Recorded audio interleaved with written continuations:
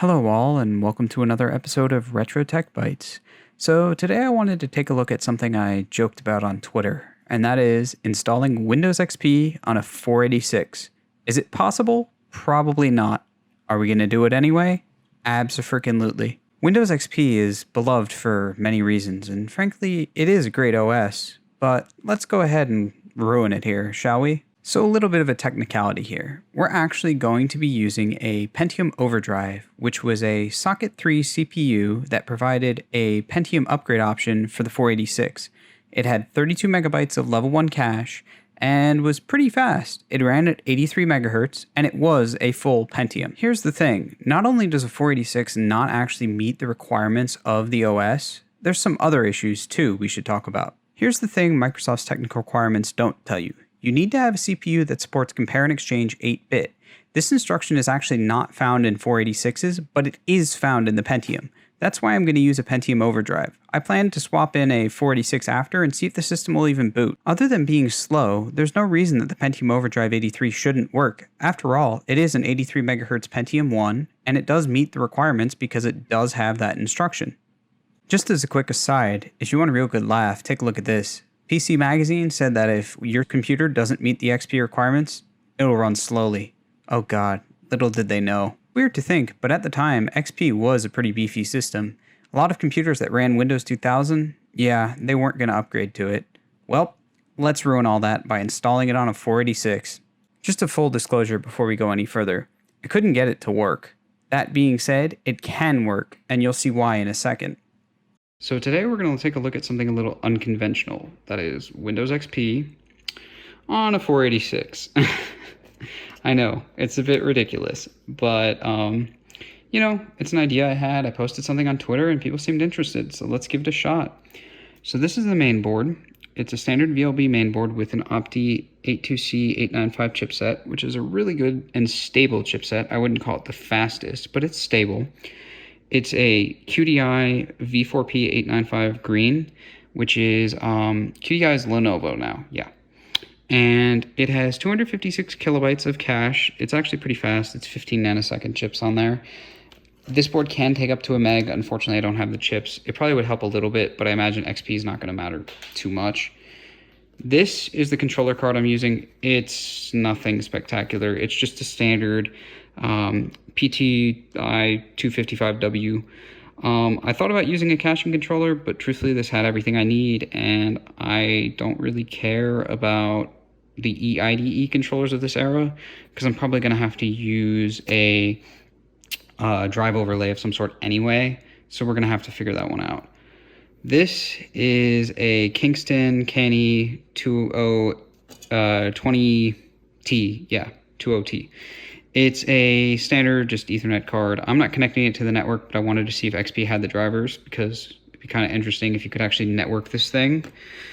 For sound, we've got a Crystal 4237B. It's a A-Open card. It's a good card. It's just a Sound Blaster clone, but I figured that XP would have WDM drivers for it, so we'll see about that. This is the most important part right now. This is the video card. It is a Cirrus GD5426. It's actually a Bokeh model, Bokeh Super VGA X. It's upgraded to the full 2 megs of RAM. It should be pretty decent for GUI acceleration. The 5426 is actually very similar, if not the same, to the 5428 in performance. So we'll see how that turns out. I have a standard just floppy emulator, nothing special. It's just a Gotek. Know a lot of people use them. They're fantastic for things like this, just test benching. This is the chip I'm going to use. It's a Pentium Overdrive. This is the 83 megahertz model. It technically should be able to run XP because it is a Pentium and it has the compare and exchange 8-bit instruction. I don't know if either of these will be able to because technically they lack it, but I'm curious if after install if I can swap it. This is just an AMD X5, which is a 486 through and through, just clocked all to hell at 133 megahertz. And this thing is an IBM 5x86C. It's technically a cut down 686, so we'll see how it works out. For storage, I've got either a compact flash card or this is an SD to CF adapter and one of these that just sticks in the card. This is a postcard if I run into any issues, not like a mailing postcard, PC Analyzer one. And I'm gonna go with 64 megs of FPM RAM because that's what the max that this board can handle. Standard optical drive, everything else is here. And that's pretty much it. Nothing too special. Just gonna put it together, test bench it, literally test benching it, and we'll see how it goes. Let's take a look, shall we? So one of the things I'm actually just going to do is I'm literally going to set it up right here and just use a box since I don't have a proper test bench.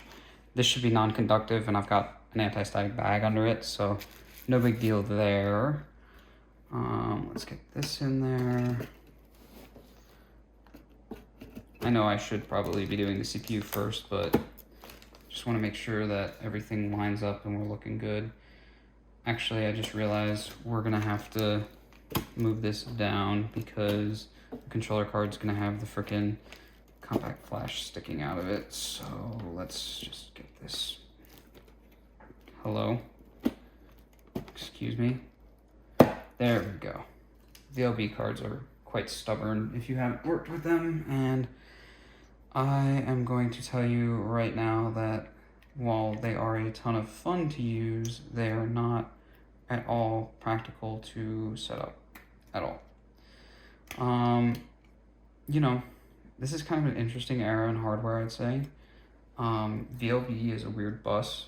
It is very closely tied to the 486 architecture, although it is basically a chipset feature at this point. It's not even really like, it's not specific to the 486 because there were 386s that had it. Like, if you find a board with an Opti 495 SLX, I believe it is, or SX, that's going to have VLB, and that'll also probably take a 386. So at the moment, I am currently wrestling this into place. This is not an ideal solution. I wish I had one of the ones where I can just let it dangle, but truthfully, this is what I got, so this is what we're going with. I haven't used this card in a while. Yeah, there we go. See, this is going to be kind of an interesting solution. I'm going to go with the CF card. I'm thinking that the CF card is going to have a better speed for what we need, be a little more responsive. The throughput's not going to be great on this thing anyway. The truth is it's going to be limited to probably like PIO mode 4, which is horrible. I mean, we're not even talking like 30 megs a second, probably going to be like 12 at most. So let's just see what happens, you know? But yeah, I need to configure this thing now. I'm going to leave the game port off, and one of the things that I think I'm going to do is have it at IRQ7 for sure. We're going to need, we don't really need anything to be changed here. I would say it's probably worth changing this to the fastest. I'm not sure though. You know, the other thing I'm thinking is if this isn't going to work, I'm going to have to go with the SCSI card because, well, SCSI won't have the stupid BIOS limits that this technically is going to have.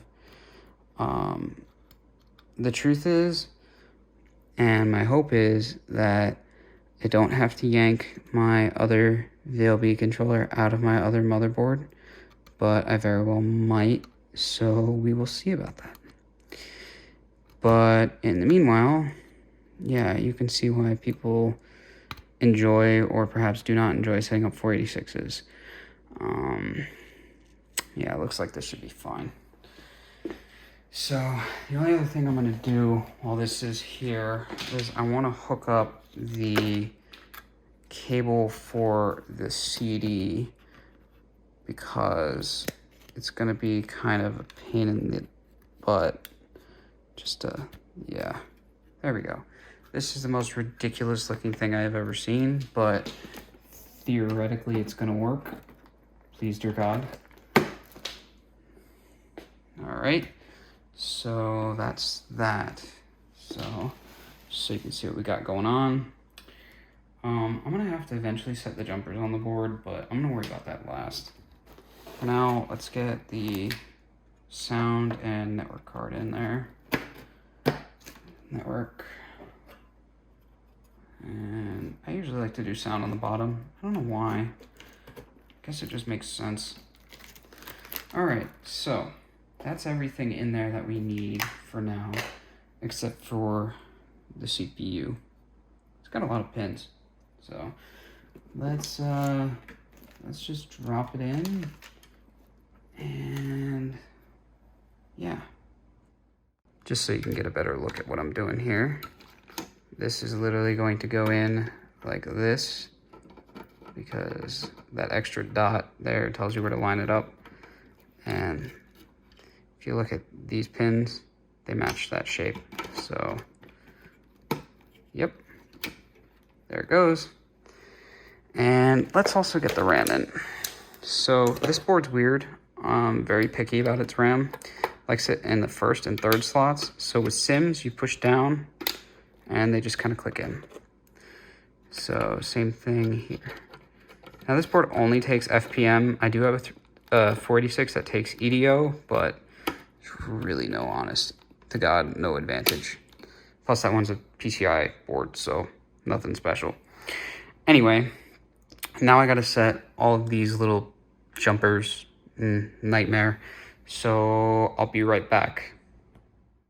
Alrighty guys, so I had to take out the IO card because, well, I've had this for a while, thank God for the internet, but these are the jumper settings, and yeah, I know that's P24D is normally an overdrive, but it's the same for the T on this board, except jumper 9 is closed to enable right back, which we're gonna need. So the jumpers are here, here, here, here, in there, and then there's some down here. I'm just gonna leave it at a 33 megahertz bus and not overclock anything. So this is what we're looking at. It's all set up. So now I just gotta start getting peripherals connected and we're gonna try this out. All right, so let's give it a go. Please don't explode. Looks like we have a sign of life.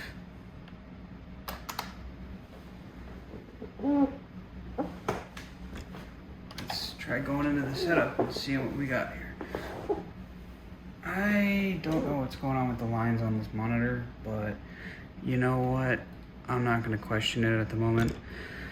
We have a working system. That's what matters right now. So, we got a 1.44, that's correct. Don't have floppy B. Let's see. Internal cache. Yeah, we want 32-bit transfer for sure.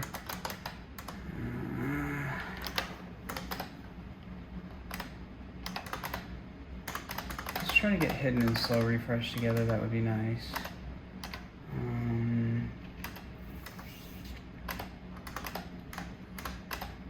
It's only 33 megahertz, so let's just do that. Let's try to get this stable. I'm gonna go for the fastest timings. It should be stable because it's only a 33 megahertz bus, but we'll see. All right, let's do that. And it's booting a DOS. Let's see what happens.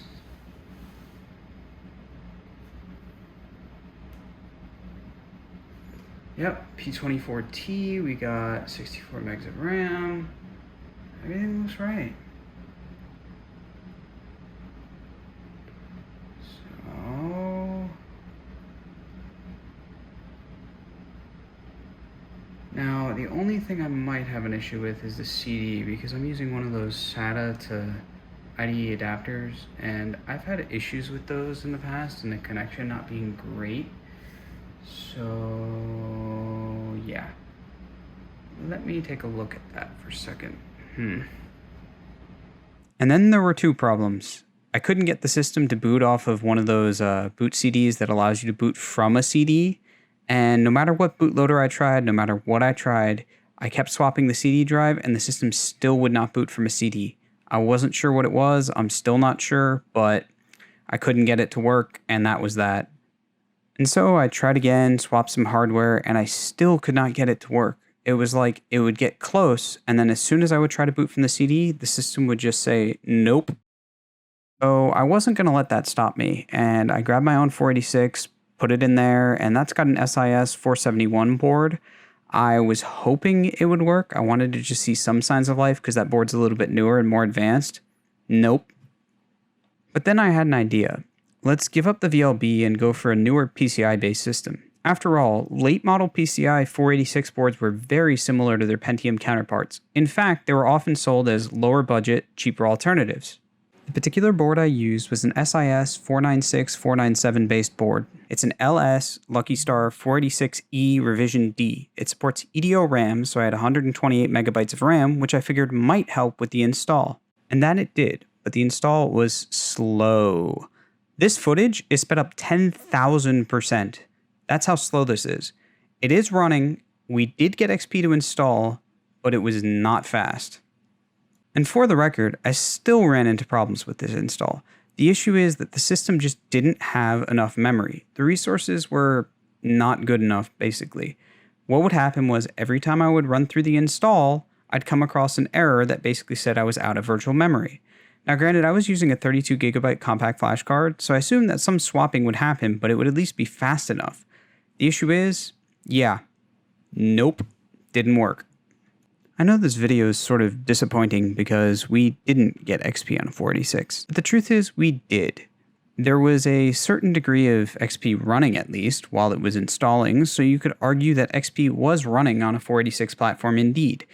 The thing is, I don't want to settle at that, but I can't figure it out. I've tried and tried and tried again, and I know for a fact I can't do it on a VLB system. But hey, I want to do it, and I want to do it with all of you. So here's what I'm asking. I'd like for anyone who's watching this to sort of comment below and tell me what you think we can do next, or get in touch with me on Twitter, email me, reach out. Let me know what you're thinking, because this is something that I want to keep trying. I know for a fact it can happen. After all, it sort of did happen.